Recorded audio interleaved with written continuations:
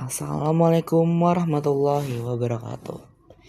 Halo semuanya, kita dari kelompok 3 ingin memaparkan presentasi kita mengenai kolonialisme dan imperialisme. Nah, anggota kelompok kita itu yang pertama yaitu adalah Atta atau anak agung, yang kedua adalah Andin, yang ketiga adalah Mirza, yang keempat adalah M. Jifari, yang kelima Nadia Diva, dan yang terakhir adalah Zevanya. Yang pertama ada Portugis. Portugis dipimpin oleh tokoh-tokoh Bartolomé Dias pada tahun 1486, Vasco da Gama pada 1497, dan Alfonso de Albuquerque pada tahun 1511. Lalu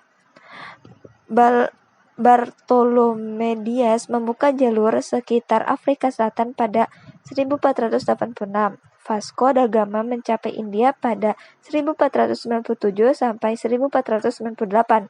Albuquerque menguasai Malaka pada 1511 sampai di Maluku pada 1512. Lalu rute Portugis yaitu dari Lisabon, Portugal, menyusuri pantai barat Afrika, melewati Kepulauan Kanari dan Cape Verde, mengelilingi Tanjung Harapan atau ujung selatan Afrika, menyusuri pantai timur Afrika, Mozambik, Zanzibar, sampai di Goa, India, ke Malaka, dan akhirnya ke Maluku, Indonesia.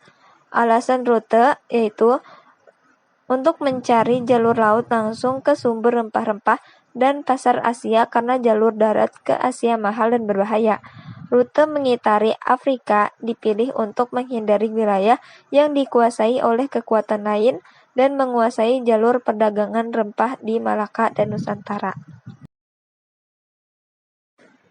Selanjutnya, Portugis datang ke Nusantara dengan tujuan awal berdagang serta memiliki hubungan ekonomi dengan Nusantara.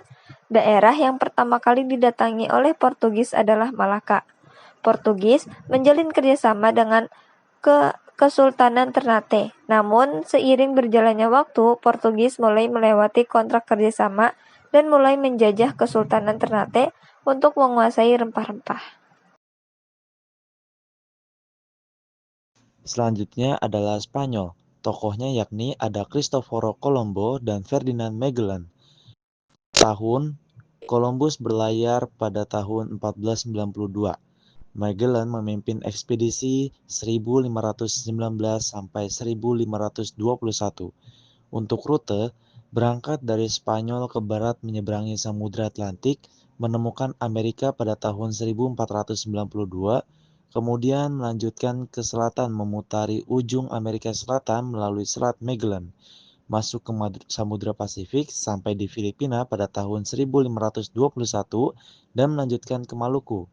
Alasan memilih rute tersebut karena perjanjian Tordesillas pada tahun 1494 membagi dunia antara Portugis dan Spanyol. Spanyol mencari jalur barat ke Asia untuk mencapai sumber rempah-rempah yang dihindari Portugis. Ekspedisi Magellan membuka rute baru mengitari dunia. Dan berikut adalah peta persebaran rute yang dilalui oleh Spanyol. Dan sekarang kita akan membahas mengenai Belanda. Tokoh yang melakukan ekspedisi mewakili Belanda yaitu adalah Cornelis de Houtman. Pada tahun 1595 sampai 1596. Rutenya itu yaitu adalah berangkat dari Amsterdam atau Rotterdam, menyusuri pantai barat Afrika, melewati Kepulauan Canary dan Cape Verde, mengelilingi Tanjung Harapan, lewat Samudra Hindia, masuk ke Selat Sunda, tiba di Banten, kemudian melanjutkan ke Maluku. Alasan menggunakan rute tersebut yaitu adalah Belanda mengikuti jejak rute Portugis yang sudah dipelajari melalui catatan Jan Hugian van Lieshoten dengan tujuan langsung membeli rempah-rempah di sumbernya supaya tidak lagi membeli dari Portugis atau Spanyol yang menguasai perdagangan rempah di Eropa. Pendekatan ini didukung strategis dengan pendirian VOC sebagai perusahaan dagang yang mengorganisir perdagangan rempah secara terstruktur. Nah, bisa dilihat di sini ada rutenya. Kemudian yaitu ada data analisis.